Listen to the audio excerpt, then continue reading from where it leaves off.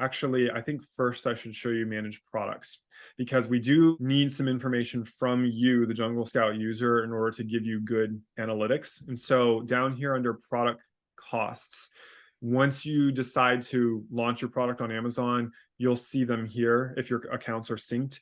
And then we will want you to fill in the data about how much you are spending when you buy it from your supplier. So effective date could be like from the date that you launched it, or let's say that you've been selling a product for a while, but then now when you place an order with your supplier, the price has changed. So the effective date would be whatever you set here. And then you would tell us how much you pay per unit. You can tell us the shipping cost per unit separately. Some people combine those into one just cost of goods, but you might want to actually keep track of those two things separately in case the cost of shipping is going up really quickly compared to the cost of your goods.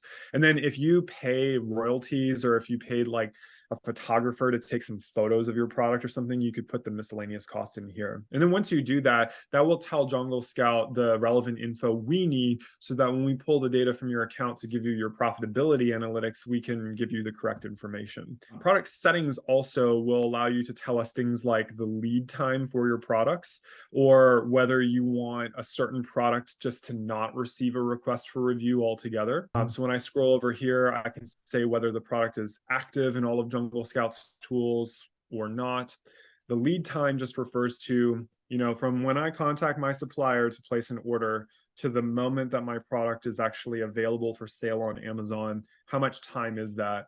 Now, more experienced sellers know that there's kind of little chunks in between there where it's like, okay, you've got the shipping time to the warehouse, and then Amazon has to check it in and all of that. So this number is really all of that taken into one lead time. And we always recommend that people are conservative and that they factor in a little bit of a buffer time just in case there's any delays with your product. And that way, when we give you forecasts for when to order your next batch of products, you'll be able to order them on time in order to receive them. And then you can also tell us how many days of supply you usually order at one time.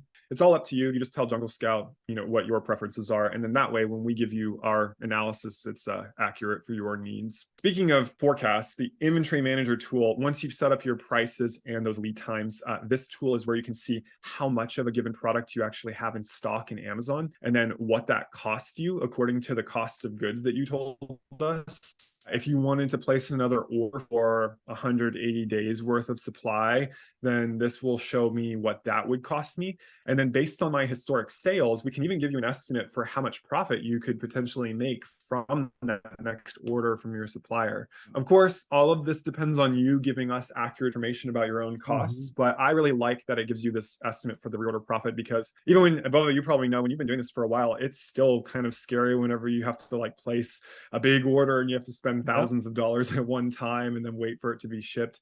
So I find that particular metric to be very motivating, because it's like, okay, I could make this much money from this. Yeah, true. Now, depending on the time frame that we've chosen, like for 30 days window, that's what all of this is relevant to. If I change this to like 90 days, then it's going to recalculate this.